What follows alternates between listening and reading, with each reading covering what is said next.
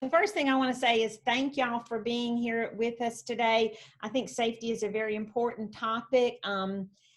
It's going to help you make money. It's going to save your life. So there you go. I also want to say, if you have any questions or if you have some comments, experiences you want to share, please, if you don't mind, type it into the chat box. And I think Susan's going to monitor that. Okay.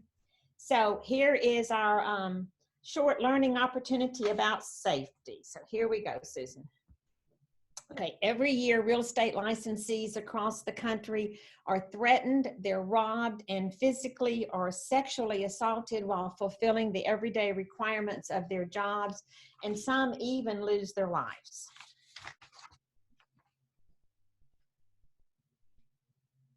Okay, so okay. Well, I was talking to Susan yesterday, and I told her, I said, I think you gave me this assignment because you know my story. And she said, no, I didn't know your story. I said, well, I was a victim of a robbery. Now, y'all are some of y'all are so young, you're not even gonna know what I'm talking about. But back in the day, there was just an MLS book. That's what you had to work off of.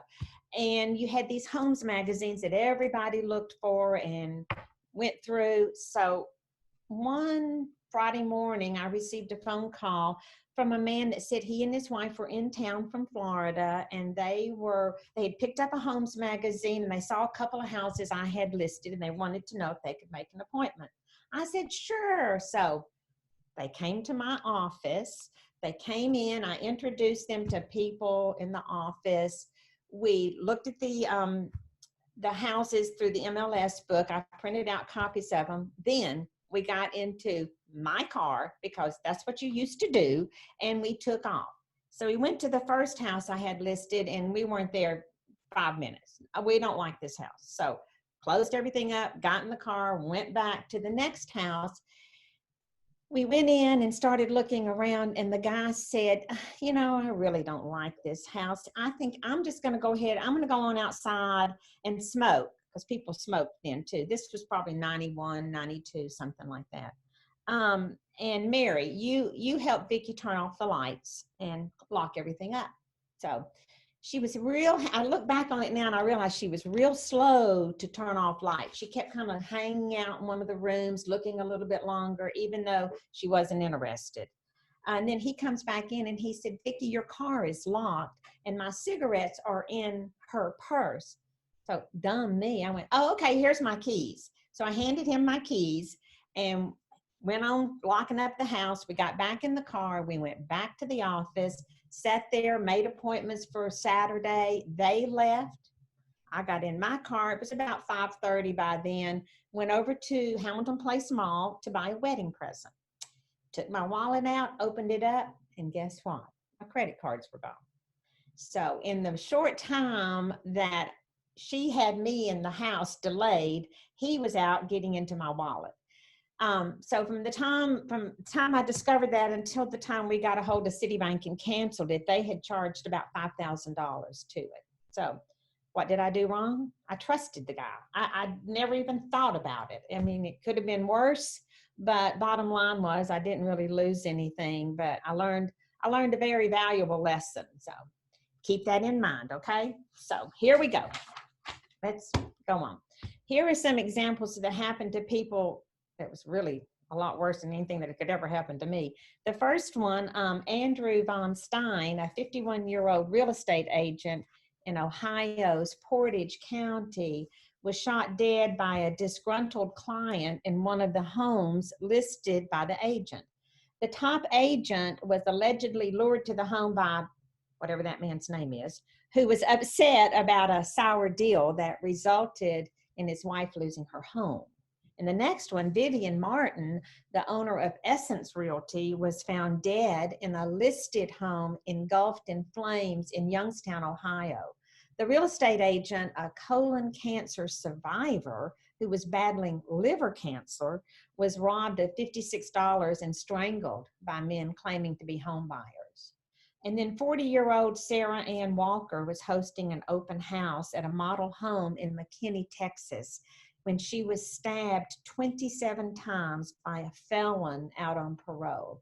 Her alleged killer was later arrested. These are just heart-wrenching stories, but they're true. And this is not something we ever want to hear again about any of our agents. About 3,200 realtors recently responded to a survey by NAR, and when asked if their office had anything in place for safety, these were the responses. 44% said yes, 26% said no, and 30% said, I don't know. Do you know if your office has a practice protocol? And if so, do you know what it is? And if your answer is, I don't know, or no, after class today, find out. We have one. I'm sure y'all do too. I'm sure you do. Okay. Self-defense weapons. 52% of men carry a defense weapon and 57% of women carry a self-defense weapon. And the most common types are pepper spray. And that pepper spray kind of, I'm going off on a track here. Pepper spray scares me because if you spray it and the wind's blowing, it's going to come back on you. Or at least that's kind of what I thought. A firearm, a lot of people carry firearms, a pocket knife, a taser, a baton or a club, or a battery operated noisemaker. And I'll show y'all what I have. Okay, see if y'all can see this. It's a flashlight, but it's also a taser. Now the battery's not charged, so it's not going to do us any good at the moment for me to demonstrate it, but it looks like a harmless little flashlight. So that's something to think about. Each of these self-defense weapons are your personal choice. Choose whatever you want to do. Our Crye-Leike Chattanooga region had the opportunity to do a gun carry permit class at the place here in town. And so there was about 8 or 10 of us that took advantage of it. And so we went through to get our carry permits. I have a carry permit. I don't have a gun, but I have a carry permit. So maybe that'll scare people. You never know. Okay, let's go. 10 commandments of real estate safety. I think y'all know these. Do not meet a stranger at any property. Ask to meet at your office or a public place so others can see the prospect, or take someone with you. Take your car. Don't do what I did. Don't put them in your car. Just take your car, because that's a safer environment. Avoid work after dark. And that's an easy one to do in the summertime when it doesn't get dark until around 9 o'clock. But in the winter, when by 5:30 it's dark, that makes it a little bit more difficult. You know, showing property only in daylight if possible. Dress for safety. Okay. So we want to dress professionally, but comfortable, and you need to wear comfortable shoes. Don't wear expensive jewelry, men or women, because you know men have expensive watches and rings and things like that. And don't carry large amounts of money. Set up a showing itinerary. This is something that I try to encourage all the agents to do, is if they want to send me a list of the houses they're going to be showing and the time that they're going to be showing it, you know, I encourage that too. And then use a prospect ID form. There's 2 things here, a prospect ID and a licensee form. And I think we're going to have copies available for y'all. But the prospect ID form, it gives you the information of like what kind of car they drive and what their license tag number is, and maybe their name and all that sort of stuff. And then the license ID is to get a copy of their license. Now, I'm going to stop right there, and I'm going to say to you, if you don't do this for every single person when you're working with them, then don't do it at all. Because if you just do it for some and you don't do it for other, and Susan, I'm going to get you to speak up here and verify that I'm saying that that would be a fair housing violation. That's absolutely right. And that's one of the reasons that Julie Moss has said taking a copy of their driver's license may not be something that you need to be doing, because you may not remember to do it for everyone. But if you write down the type of car they're in and the license tag number, I even know agents that, you know, when they go out to meet them, they'll kind of talk about their car, and they'll take a picture of the license plate number and send it off to their broker or another agent, just so somebody has that. But there are forms There's a showing itinerary form, a prospect ID form, and a license ID form that we'll share with you. So Okay, that's be good. careful. Yeah. And I always kid Vicki because Vicki wears high heels a lot. So I've always kidded Vicki about, can you run in those high heels? And if I'm not mistaken, she showed me one time that she could run in those high heels. If necessary, or I can kick them off real fast. Okay, Yeah. I can do that too. That goes back to the old school days and everything. Establish a code, a distress signal. That goes back to being able to, like, say, call the office and say, hey, could you get that red file for me off my desk? Somebody's going to come by and pick it up. I'm out showing houses over here at this address. And that red file was the code name or whatever. And then it says stop working immediately. If you get nervous, if you don't feel right, just stop. Just stop. I'd rather you be embarrassed than to lose your life over it or get robbed or something like that. And then always let your broker know what's going on. So anyway. Okay. One of the 10 commandments, it should be the 11th commandment, I guess, is do not show property with a half-charged phone. We always should keep our phones charged. And now with all of the information that we need to open our houses on our phones, we do need to make sure they stay charged. And if you can not have somebody go with you, which is not really the reality of this world, to have somebody always go with you to look at a house, one thing that you could always think about doing is call someone while you're out showing a house and maybe be on the phone with them while your people are looking around, just something like that. But if in doubt, call 911. That's the most important thing you could do. Don't waste time calling the office and getting a hold of somebody that has no idea what you're talking about when you say the red file. If something is making you uncomfortable, call 911. Don't waste time. Everybody's okay so far? Okay, fight or flight. Here we go. Escape is the best self-defense. If you strike, mean it. When faced with danger, trust yourself and stay as calm as possible. Just think rationally and evaluate your options. And there's no one right way to respond to a confrontation because each one's going to be different, and the response is going to depend on what the circumstances are and where you are, the location of it, and your personal resources and characteristics of the assailant, just that sort of thing. There are many strategies that are effective, but you just have to rely on your own judgment. You just have to choose the one that works best for you. Now, no resistance. What you could do there is just say, okay, all you want's my money, take my money, or take my purse, or take my watch, or whatever it is, and don't fight with them. But because sometimes they'll have a gun or a knife or something like that. Stalling for time. Now that's one where, y'all could, pretend like you're going along with whatever they're asking you to do, but kind of be looking around trying to figure out a way that you can get out of the situation. Distraction and then flight. Best thing to do is try to get away. And sometimes you have to distract someone by doing that. Now, I don't know if distraction means to say, hey, look over there, and then you run that way, but, whatever it takes to get the distraction for it. And then verbal assertiveness. That's where scream, yell, say stop, don't come near me. Just whatever it takes, just as loud and aggressively as you possibly can.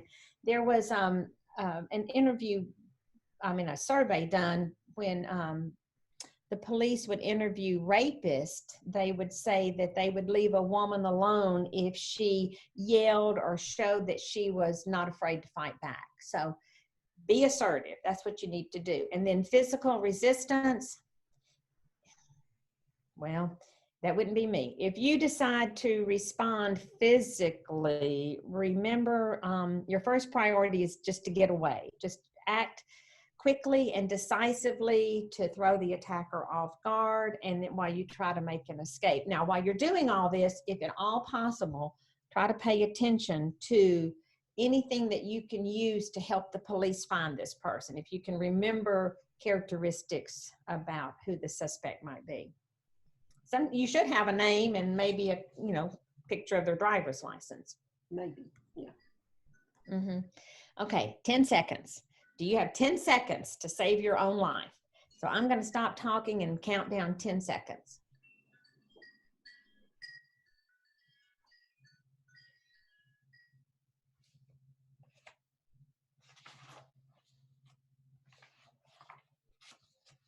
$10 seconds. That's all that took. So I want you to use this not only for showing houses, but I'm going to tell you how I use it also. Take 2 seconds when you arrive at your destination and look around and say, is there any questionable activity? Just something, is there fighting going on? Yesterday afternoon in our downtown area, there were like 7 police cars right outside the office here. And it took us a while to realize that there was anything going on out there because somebody had to walk in to tell us about it, and somebody had gotten stabbed. So that's what was going on.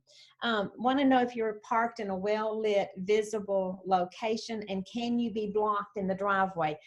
I do not let my agents, well, I try not to let my agents park in a driveway. I always tell them when they're out showing houses, pull up in front of the house so that you'll be able to get away if you have to. And then the parking in a well-lit, visible location, that would apply like if you went to the grocery store or to Target or something like that. Take 2 seconds after you step out of the car and just say, are there suspicious people around? Does anybody look suspicious? And do you know exactly where you're going? Most of the time, if it's a house, you know where you're going. Then take 2 seconds as you walk towards your destination. Are people coming and going? Is the area unusually quiet? Any obstacles or hiding places? Is anyone loitering in the area? The parking lot, this is what I was going to tell you.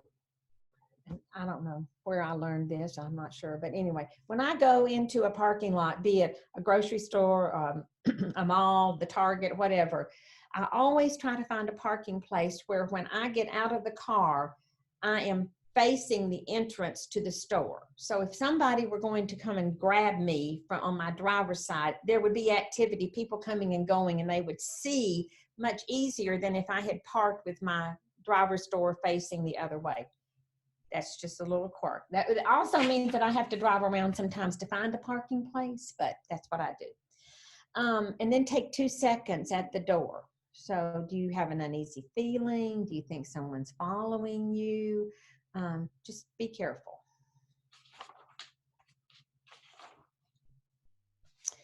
And then as soon as you enter your destination, does anything seem out of place? And that could be if you were showing a house. I mean, even if you hadn't ever been in it before, if you open the door and everything's all messed up, that could be an indication something's out of place.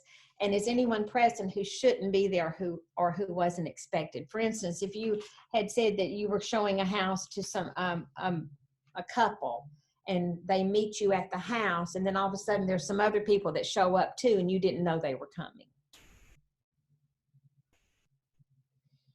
Safety, 10 seconds. 2 seconds when you arrive, 2 seconds after you step out of the car, 2 seconds as you walk towards your destination, 2 seconds at the door, and 2 seconds as soon as you enter. Takes 10 seconds to scope out your surroundings and spot and avoid danger. Make this 10-second scan a habit that you can use as a real estate professional, or use it in all areas of your life, and then share it with someone.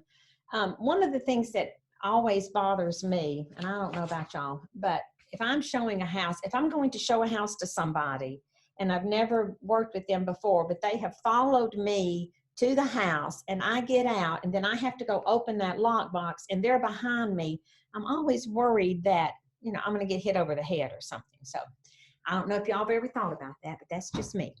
Okay. Okay, so here are some things that you can do. These are the forms that we were talking about. This is the license identification form. And like I said, you may not be able to get their driver's license, but you can get this other information. You may already have a cell phone because that's probably how they contacted you. So that's, Susan, go back. I reversed those. I'm so sorry. I'm so sorry. I got to looking at it and I realized what I had done. Okay, this is something that you need to have. This is what we use in the office. We want you to fill it out and give it to your broker or to your office administrator, because this is how we can identify you. Because, you know, people change cars sometimes, and you may have started here, 17 years ago, and then you've bought 3 cars since then or something. So every January-ish, we always hand this out and get the agents to fill out a new form. And then we use it when the new agents come in too. So I'm sorry, I had those back. Okay, can I share something about this form? Yes. Because you think you won't ever use this form, or you hope you don't ever have to use this form. And we use this form or one like it in our office too. And one day, one of our agents had come into the office in the morning, and she was pulling up properties because she was going to go show in the afternoon. And you know how you talk to each other. And we knew she was there, and she had pulled up some houses, and she was going to go show property. And she said she didn't feel all that great, but she was still going to go show property. Well, about 3:15 or just sometime around that time frame, her husband called, and he was in the military, and he was out of town that day. And we have some military Navy guys and stuff down around Chattanooga, around the river and all. And he called the office and said, is she there? Because she didn't show up at school to pick her daughter up from school. Well, we immediately recognized that that was an issue, because she didn't not pick her daughter up. So it was really a great thing to have this form. We knew she was showing property with somebody sometime, since she was in the office 9:30, 10 o'clock in the morning, then she left, and this was like 3 in the afternoon. And one of the things that's not on this form is like, if you have a showing service, which we all have a showing service, what is your showing code? Because the broker pulled the form out, and she called the showing service. And because she didn't have her showing code, they had to go up the chain of command and find somebody that might be able to tell the broker where she was showing property at, because she didn't fill out that agent itinerary form. And she also then had the make and model of her car, because when she hung up with the showing service, she called the police and gave them the make and model of her car. And in the meantime, I had went out to the office, and everybody in the office, I told them, I said, start calling Nicole, start calling Nicole. And I said, call her. If she don't answer, hang up, call her again. Just start calling until somebody gets an answer from her, or we tell you to stop. And that's what, there were about 8 or 10 agents in the office. And one of the agents finally, he yelled out real loud where everybody could hear him, back out of his office. And he said, I got her, I got her. She had taken some medicine. She had showed property, came home and taken some medicine and fell asleep. The medicine made her sleepy and she fell asleep, but he woke her up.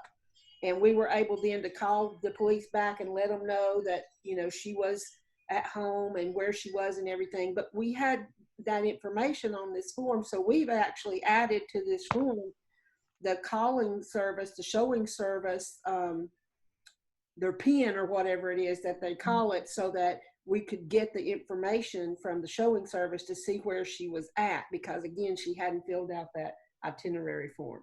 But if your office isn't using one of these, it's really good for them to have this information on you.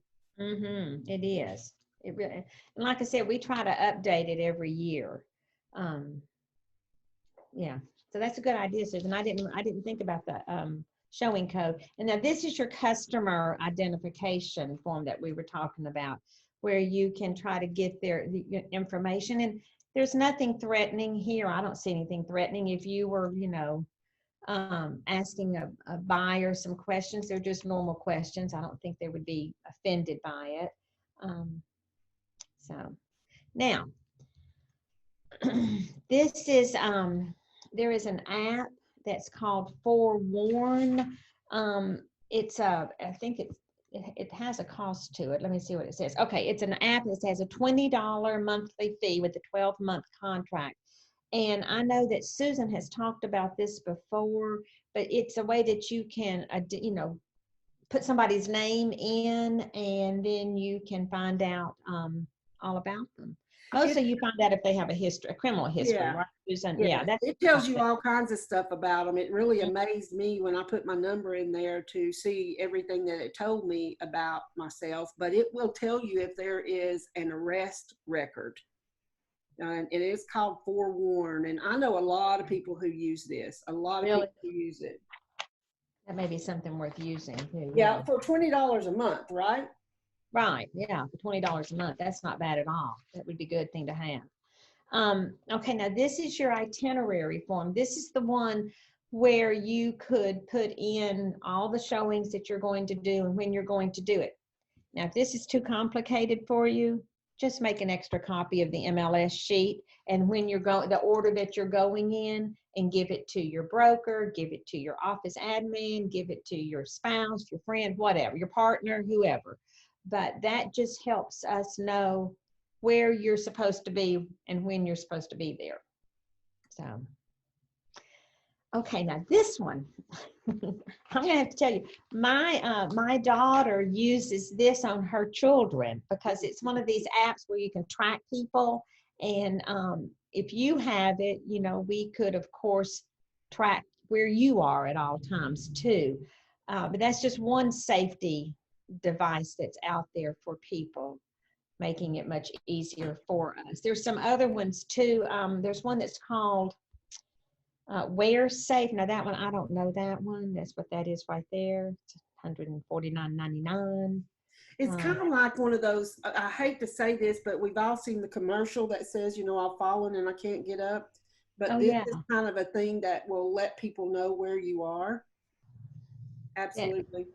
that Life 360 one is just an app, and I've watched her open it up, and she'll say, "Oh, okay, well, Sophie has just left her job, and you know she's headed home, and so she can just kind of follow her all around." So Can I anyway, tell another crazy story, Vicki, please do. about Life 360? So Okay. I was going to Chicago for a Women's Council of Realtors meeting, and I flew into the wrong airport. Okay, because you know you've got two different airports there to go into, and I flew into the wrong airport. Well, I realized that in flight. So Oh, I got out off the flight and I went to get my suitcase, and I was just coming out and I was going to get a taxi, and I was trying to think about how much cash I had on me, and because it was going to cost me a pretty penny to get from Midway to where I needed to be downtown. So they were, you know, I was out on the sidewalk, and this guy asked me if I needed a car, and I said yes, because I thought, well, maybe a private car would get me there quicker. And anyway, I was an idiot, is what I was, because I got in the car, and before we could even get out from underneath the covering of the airport, I thought to myself, Susan, what have you done? You have just got in a car with a man you don't know. There's no taxi stuff on anywhere on this car. So I just picked up the phone and I called my husband and told him what I did. Well, he wasn't real happy. Well, it scared the guy that was driving the car so bad. He took out his phone and called his wife and told him he had picked up a crazy woman. And so so then my husband said, I got you on Life 360. I see where you are. And I said, so he could hear me. So you're following us on the Life 360 app? And he said, yes. And he told his wife, this lady's crazy. Her husband has been able to track where we're going. And so it was just real funny. We spent almost 2 hours in the car together. oh You my know, God. it cost me an arm and a leg, but my husband would call me and he would say, don't even roll your window down there. You're in a bad neighborhood. And I would look at the guy and tell him what Terry had said. And he would say, yes, don't roll your window down. Don't roll your window down at all. You know, so it ended up being a great experience, and meeting the guy and stuff. And he actually had a card and gave me a card if I needed to go anywhere else. But I was flustered, you know, coming out of the airport and not paying attention. And I was really glad that I had Life 360. Well, and that's how easily it happens, is that we get distracted and we just don't think. And then you weren't even thinking about safety from a real estate standpoint. You were just thinking, how am I going to get to the hotel? Yeah. That's all I was thinking about. That I is think we it. have a comment, Susan. I think we have a comment. Let's see here. Let me get down there. Oops. I don't know what I just did right there. I'm trying to, That's okay. I need that one anyway. That's fine. well, I'm trying to get the, oops. I'm trying to get the chat. There we go. We do have a chat. Let's see here. Mm-hmm.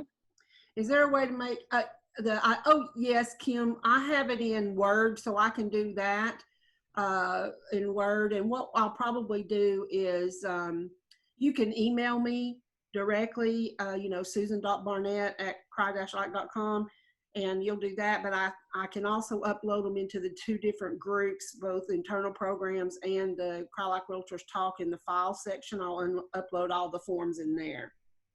Another comment says, I used Life 360 when my son drove across country on a motorcycle. My mom was on it as well, and she could follow us. It's really creepy.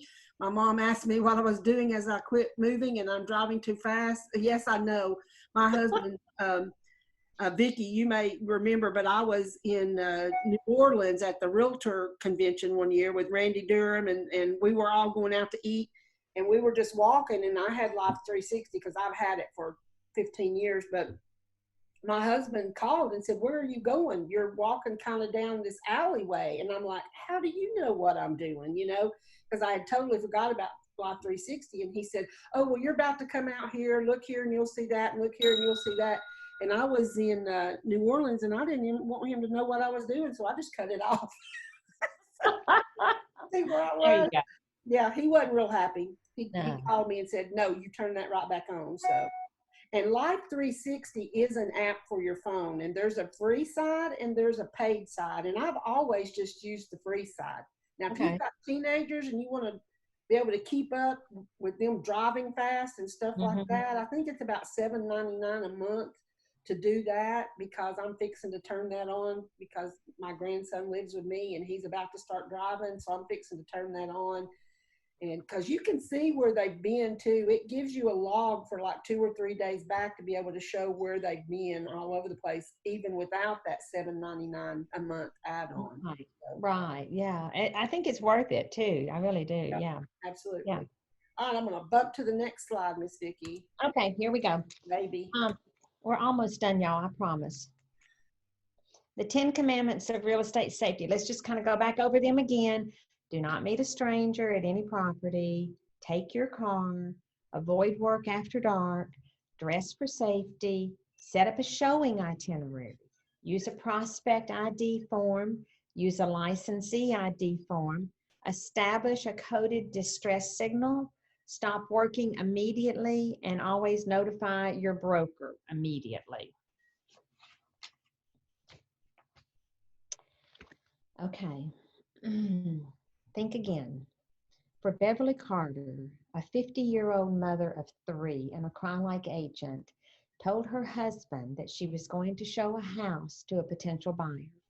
She was selected from an internet ad based on the fact that she worked alone. Upon meeting Beverly at a house under the disguise of being a potential buyer, her killer told Beverly, "You're about to have a very bad day," before subduing her and binding her with green duct tape. Beverly's body was eventually recovered in a shallow grave on the grounds of a concrete company. Please, please be safe in your business. When out and about, just know that your life is worth more than any commission that there is out there, that it's not worth it. And I think I even said it earlier. If you get embarrassed, don't worry about it. You're just trying to save your life. And Vicki, I've even told people that I'm doing this for safety, both for you and for me. I just share that with them, and that. That's a good idea. Yeah. I don't know if everybody knows who Beverly Carter was or not. There was an episode, I don't know if it was 2020 or Dateline, or there was a program that was done about her after they had captured the guy that did it. So that's kind of how they have that information about the green duct tape and what he said and everything. So, but it's just a remembrance. Be safe out there and take care of each other. That's what we have to do. And don't be afraid. Don't be afraid to say, "Hey, will you go with me?" Or call me, talk to me while I'm on the phone. My agents will many times, especially my agents that do a lot of foreclosures or did a lot of foreclosures, that may be coming back, I don't know, but she would tell me, Vicki, I'm going to go over here. This is where I'm headed. I'll be there in about 10 minutes. Will you call me? So I would always call her wherever she's going just to make sure she's okay. The teams and you can join. So I've unmuted everybody so that you can ask questions. We have about 20 minutes or so left. We finished early in the morning session too, so we won't hold you any additional time unless you have questions that you want to ask about safety. Or experiences. Yes. Vicki, Yes. this is Patty Hibbett. And doesn't relate to anything, but I am Matt Hibbett's mom. Are you really? Oh my God. I think we He's met here. Girl, you ain't finished on this thing yet. God dang, girl. He's here. I don't know. He didn't get on this safety thing. Yeah. Well, it's so good to meet you. It's so nice to meet you. I think we met a long time ago when he first started. When he were first down got there. started. Are you Yeah. still selling I don't want to say this the wrong way, but are you still selling crack? Yeah, the Tennessee white trash. Yeah, I do it on the fourth quarter now Oh, okay. of the Good. year. Yeah, it's kind of a Christmas time. But Good. Good. but anyway, I got my real estate license, but I haven't started because of the corona. And I'm taking all these Well, he told me classes. that's what you were going to do. He told me that. Yeah. Yeah, Oh, wow. I'm excited. Yeah. It's good to see you. It's good to see you too. I saw you, Patty, on a couple of the different classes, and I was like, well, that's a familiar last name. That's a familiar last name. Is your name Susan Barnett? It is. Okay. I'm not really Steve Brown. I should have changed that. Okay, because I was gonna email you about those forms, although I know my broker probably has them. Yes, if you guys need anything, you can always just email myself or Carol or Jinx. And then Susan is in Arkansas. So Jinx is Middle Tennessee and in Huntsville area, from Alabama to Kentucky. I'm the east side of Tennessee and down into Georgia. And then Carol takes care of a little bit of Arkansas right across the river and the whole west side of the state and Mississippi. And then we have Susan that is over in Arkansas. But it's my understanding, I don't know anything about Arkansas. I've never been there, but it's my understanding it's kind of spread out. So, but we're here to help. Anything that you guys need, just let us know. We'll be glad to share it with you. I mean, that's what our days are spent doing, is sharing whatever we have for you guys to make things easier for you. And yes, and I just want to say that all of us at Crye-Leike are so fortunate to have these women that are there to help us all across the region at any time. I mean, pick up the phone, call them, text them, email them, they'll answer. And even if it's something you may think is a crazy question, they've either experienced it or heard of it, or will figure out an answer for it. I told Susan, I said, when teaching this class, I think the one thing that was missing from it was showing houses. What happens when you're showing houses? All the rules of don't go in a basement, don't go in an attic, and always keep people in front of you, not behind you. But I said, they don't teach you things like make sure you don't get yourself locked out of a house. I got locked out on a deck one time with Me too. I had the people with me. It was one of those Pella doors, and the wind closed, the wind blew and the door closed, and we were locked, and here we were on a deck. It wasn't very high, but there was this dog that kept growling at us, and I'm thinking, what are we going to do? So there's a man next door, and he's cutting his grass, so the lawnmower's going. We all start screaming and waving our arms, and he finally stopped and looked at us like, what in the world?